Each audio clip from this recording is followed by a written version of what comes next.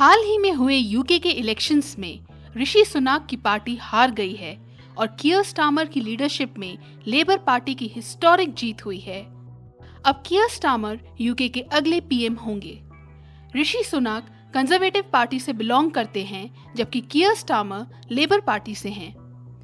14 साल से यूके में कंजर्वेटिव पार्टी पावर में थी, लेकिन इस इलेक्शन में लेबर पार्टी ने लैंडस्लाइड विक्ट्री दर्ज की है।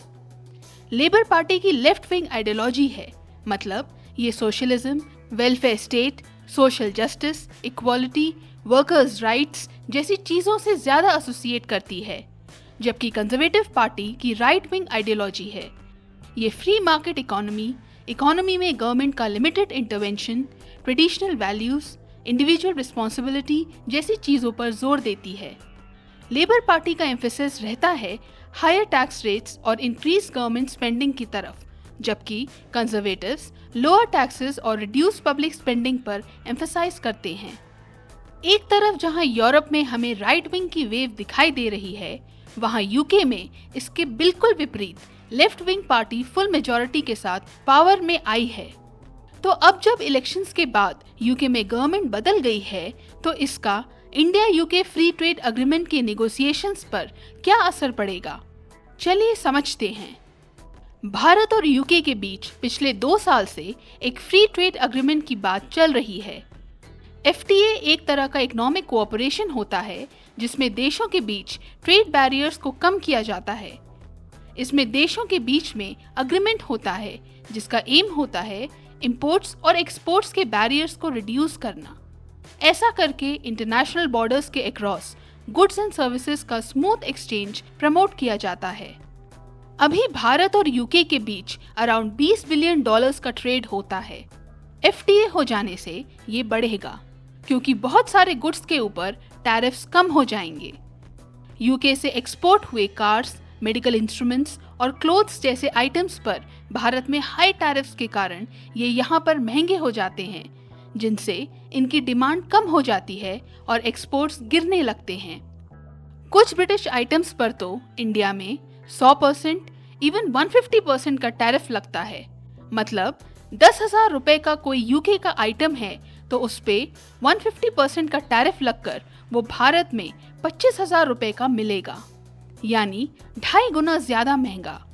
तो ऑब्वियसली उसे कम लोग लेना चाहेंगे, उसकी डिमांड गिर जाएगी। इस तरह से हाई टैरिफ्स एक्सपोर्ट्स को हर्ट करते हैं। इसलिए यूके चाहता है कि उसके गुड्स जैसे automobiles, whisky, meat, chocolates etcetera पर इंपोर्ट ड्यूटीज रिड्यूस की जाएं, ताकि भारत में इनकी प्राइस कम रहे, जिससे इन्हें ज्यादा लोग खरीदें। अभी हाई इंपोर्ट ड्यूटीज के कारण इनकी प्राइस ज्यादा हो जाती है, तो ये इंडियन मार्केट में अनकॉम्पिटिटिव हो जाते हैं, जो यूके के एक्सपोर्ट्स को हर्ट करता है। तो यूके अपने गुड्स के लिए भारत में मार्केट का ग्रेटर एक्सेस चाहता है। गुड्स के साथ साथ वो अपनी सर्विसेज के लिए भी अपॉर्चुनिटीज तलाश रहा है। सर्विसेज जैसे telecom, banking, insurance, legal etcetera. Bharat भी अपने कई गुड्स के लिए ग्रेटर मार्केट एक्सेस डिमांड कर रहा है। आईटी, हेल्थ केयर जैसे सेक्टर्स में अपने स्किल्ड प्रोफेशनल्स के लिए भारत ग्रेटर अपॉर्चुनिटीज डिमांड कर रहा है। दोनों देशों का लक्ष्य है अपनी डोमेस्टिक इंडस्ट्रीज को प्रोटेक्ट करते हुए अपने एक्सपोर्ट्स को इंक्रीज करना। क्लियरली दोनों देशों को टफ नेगोशिएशन से गुजरना पड़ेगा। अब क्या लेबर पार्टी भारत के साथ कोऑपरेट करेगी? क्या वो भारत के साथ एफटीए में इंटरेस्टेड होगी? क्योंकि हिस्टोरिकली तो यूके की लेबर पार्टी अपने एंटी इंडिया स्टांस के लिए जानी जाती है। इस पार्टी के मेंबर्स भारत के प्रति काफी एक्सट्रीमिस्ट व्यूज रखते आए हैं। फॉर एग्जाम्पल, कश्मीर में इंटरनेशनल इंटरवेंशन की बात करना। देखिए, ये सब सच है, हिस्टोरिकली ऐसा होता आया है, लेकिन ये भी सच है कि फिलहाल जो लेबर पार्टी को लीड कर रहे हैं मिस्टर कीयर स्टार्मर, उनके अंडर पार्टी के स्टांस में एटलीस्ट ऊपर से तो चेंजेस नजर आ रहे हैं। वो भारत के साथ टाइज बूस्ट करना चाहते हैं। ये लेबर पार्टी पुरानी लेबर पार्टी से कुछ अलग नजर आ रही है। कश्मीर पर अपने प्रेडिसेसर्स से डिफरेंट स्टांस लेते हुए मिस्टर स्टार्मर ने कहा है कि कश्मीर भारत का इंटरनल मैटर है और इसमें इन्वॉल्व दोनों पार्टीज को ही इसे रिजॉल्व करना चाहिए। मतलब उन्होंने किसी भी तरह के इंटरनेशनल इंटरफेरेंस की बात नहीं की है। कियर स्टार्मर यूके की इंडियन ओरिजिन पॉपुलेशन की इम्पोर्टेंस को अच्छे से समझते हैं।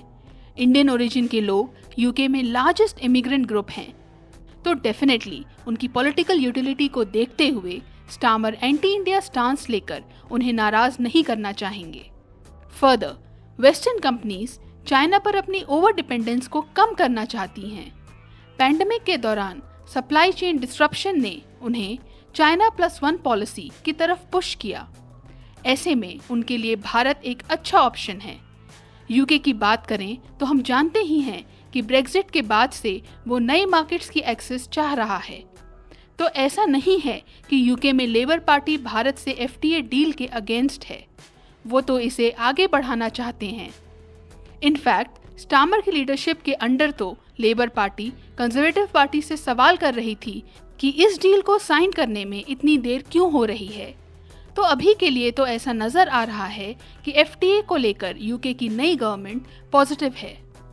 हाँ, लेकिन भारत और यूके के बीच इमिग्रेशन जैसे पेन पॉइंट्स जरूर हैं जिनको लेकर डिफरेंसेस हो सकते हैं। देखना होगा नई सरकार इससे कैसे डील करती है। भारत को अपनी सर्विस सेक्टर वर्कफोर्स के लिए टेम्पररी वीजाज गेन करने के लिए हार्ड नेगोशिएशंस करने पड़ेंगे। क्लाइमेट चेंज को लेकर भी लेबर पार्टी का टफ स्टांस रहने वाला है। तो अगर यूके की नई गवर्नमेंट कार्बन टैक्स लगाती है तो फ्री ट्रेड अग्रीमेंट से जो टैरिफ कंसेशंस मिलेंगे उसके बेनिफिट्स कम हो जाएंगे, क्योंकि FTA से टैरिफ्स घटे, भारत के गुड्स सस्ते हुए, फिर कार्बन टैक्स लगा तो वो फिर से महंगे हो गए। तो अल्टीमेटली तो FTA के बावजूद एक्सपोर्ट्स हर्ट हुए ही ना।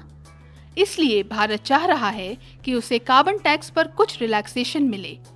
तो कुछ पेन पॉइंट्स तो जरूर रहेंगे और हार्ड नेगोशिएशंस तो करने ही पड़ेंगे, बट ऐसा नहीं है कि लेबर पार्टी के आ जाने भर से FTA नहीं होगा। The deal is very much on, but yes, challenges remain. आगे देखना होगा भारत इन चैलेंजेस से कैसे नेविगेट करता है।